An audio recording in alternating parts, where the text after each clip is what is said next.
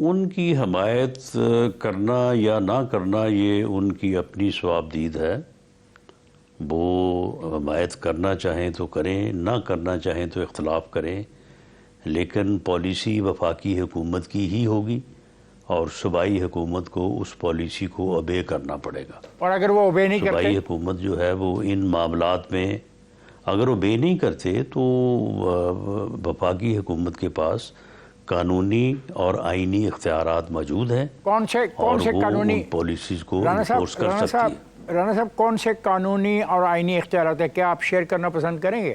جی تمام تر اختیارات، تمام تر اختیارات مثلاً سر کوئی یعنی وہاں پہ دہشت گردوں کے خلاف جو فورسز، جس میں فیڈرل فورسز میں آرمی ہے، رینجرز ہے، ایف سی ہے، وہ آپریشن کر رہی ہیں. وہ آپریشن جو ہے وہ جاری رکھ سکتی ہے. صوبائی حکومت نہ ان کو روکنے کی جو ہے وہ طاقت رکھتی ہے، نہ قانونی اور آئینی جواز رکھتی ہے، اور وہ آپریشن جو ہے وہ جاری رہیں گے. میرا سوال یہ ہے کہ جو بانی پارٹی ہے اس نے کہا کہ ہم تو بھائی اس قسم کی کوئی مدد نہیں کریں گے، کسی کو اجازت نہیں دیں گے کہ وہاں پہ آئے، فوج کو لے کے آئے اور اس قسم کے چیزیں کرے، یہ ہمارا مسئلہ ہے، ہم خود ہی حل کر لیں گے. ایک بات. اور دوسری بات یہ ہے بڑی کلیئرلی کہ آپ کہتے ہیں کہ کیا نقصان ہوتا ہے. سر نقصان یہ ہوتا ہے کہ وہاں پہ ہمارے فوجی شہید ہو رہے ہیں، ہمارے پولیس کے جوان شہید ہو رہے ہیں، وہاں پہ شہری شہید ہو رہے ہیں. اس کا جواب بھی چلتا رہے گا؟ مطلب یہ وہ اپنی مرضی کرتے رہیں گے اور ہمارے افواج کے جو لوگ ہیں اپنی جانیں قربان کرتے رہیں گے؟ کب تک؟ اور آئین اس پہ کیا کہتا ہے اگر ایسی سچویشن ہو جائے؟ اس وقت تک نہیں، سن لیں اس وقت تک جب تک یہ فتنہ الخوارج، یہ ہندوستان کا جو فتنہ ہے، جو اس کی پراکسیز ہیں، ان کا کلا کمائن کو ایلیمینیٹ نہیں کر دیا جاتا، اس وقت تک یہ جنگ، یہ آپریشن جو ہے یہ جاری رہے گا. اور صوبائی حکومت جو ہے وہ نہ اسے روکنے کی طاقت رکھتی ہے، نہ اسے روک سکتی ہے. بانی پی ٹی آئی اپنا بھاشن دیتے رہیں، وہ اپنا موقف بیان کرتے رہیں، اس سے کوئی فرق نہیں پڑے گا. رانا صاحب آپ کو پتہ ہے کہ وہ ایک سالگرہ منانے کے لیے دوبارہ ریڈ زون میں تشریف لانا چاہ رہے ہیں. Is it in your knowledge? بہرحال اس قسم کی کوئی اناؤنسمنٹ تو ان کی طرف سے نہیں ہوئی، لیکن اگر وہ ایسا کرنے کی کوشش کریں گے تو انہیں روک دیا جائے گا. اور کشمیر کے معاملے کی طرف ذرا آئیے. آپ نے کشمیر میں ایک ایسے موب کے ساتھ مذاکرات کیے جن کا کوئی لیڈر نہیں تھا، اور ان کے آپ نے بہت سے اہم جو مطالبات تھے مان لیے. اس میں دو مطالبات ایسے ہیں جو آئینی نوعیت کے ہیں. اس میں ایک ہے کہ پاکستان کے حصے سے منتخب ہونے والے جو کشمیری ہیں ان کو بھی چیلنج کیا گیا ہے. تو اس کو آپ وعدہ تو آپ نے کر لیا ہے، تو آپ اس کو کیسے ختم کریں گے؟ نہیں دیکھیں، اس میں ان کے مطالبات کی جو ہے وہ نوعیت دو طرح کی تھی. کچھ ان کے مطالبات جو تھے وہ پبلک ویلفیئر سے متعلق تھے. ٹھیک. مثال کے طور پہ بعض بڑی اہم روڈز کی کنسٹرکشن کی بات وہ کر رہے تھے. بالکل ٹھیک ہے. کہ وہ کہہ رہے تھے کہ نیلم روڈ پہ 2 سرنگیں بنائیں، مظفر آباد پونچھ روڈ میں بنائیں، تمام بورڈوں کو اکٹھا کیا جائے.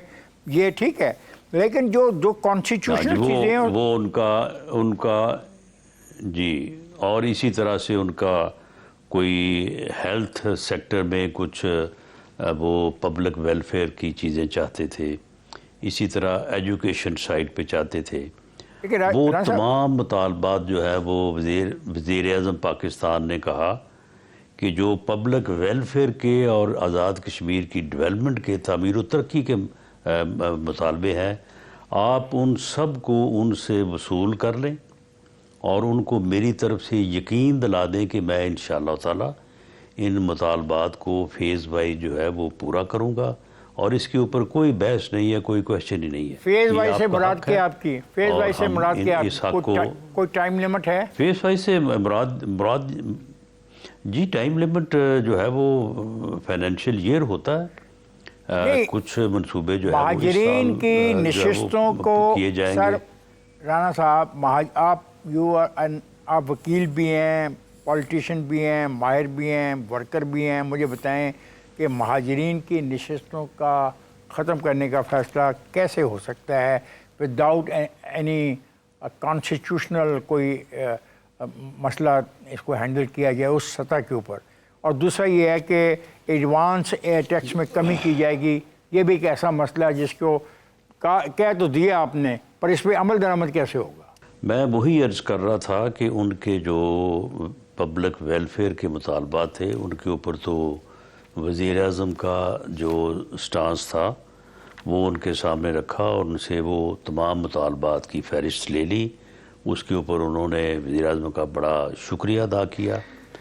باقی جو مطالبہ ان کا تھا اپنا مہاجرین کی سیٹوں سے متعلق، اس کے اوپر کیونکہ یہ ایک کانسٹیٹیوشنل معاملہ تھا، اس کو اس طرح سے مطالبے کو تسلیم نہیں کیا جا سکتا تھا.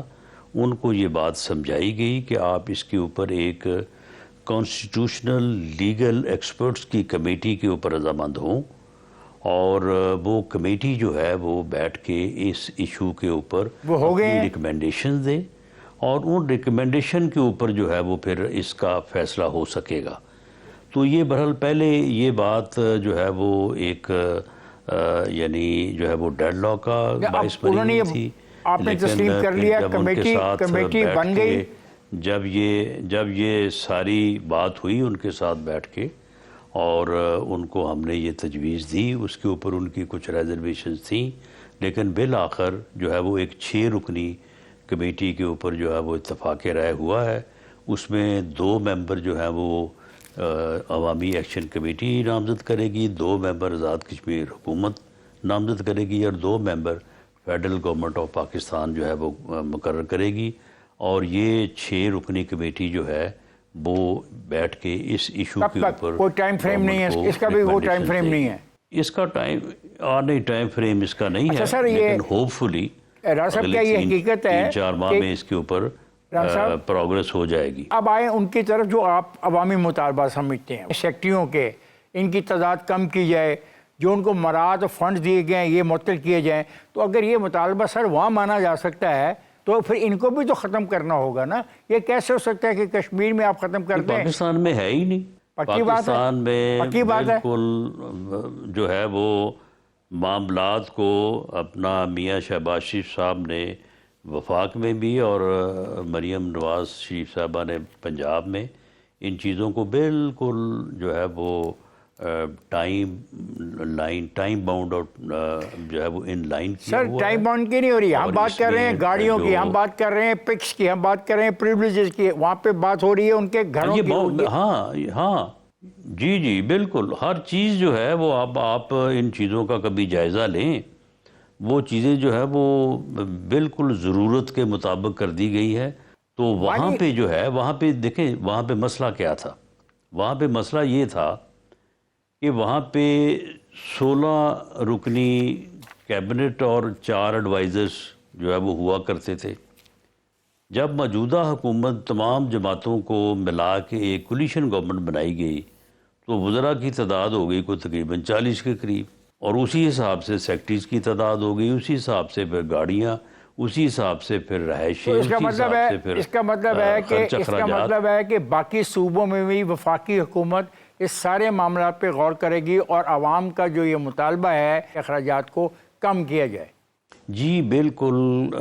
وزیر اعظم پاکستان میاں شہباز شریف صاحب کی یہ پالیسی ہے کہ گورنمنٹ کے حجم کو اور اخراجات کو جو ہے وہ کم سے کم کیا جائے. اس کے اوپر وفاقی حکومت میں جو ہے وہ ایک تسلسل کے ساتھ کام ہو رہا ہے.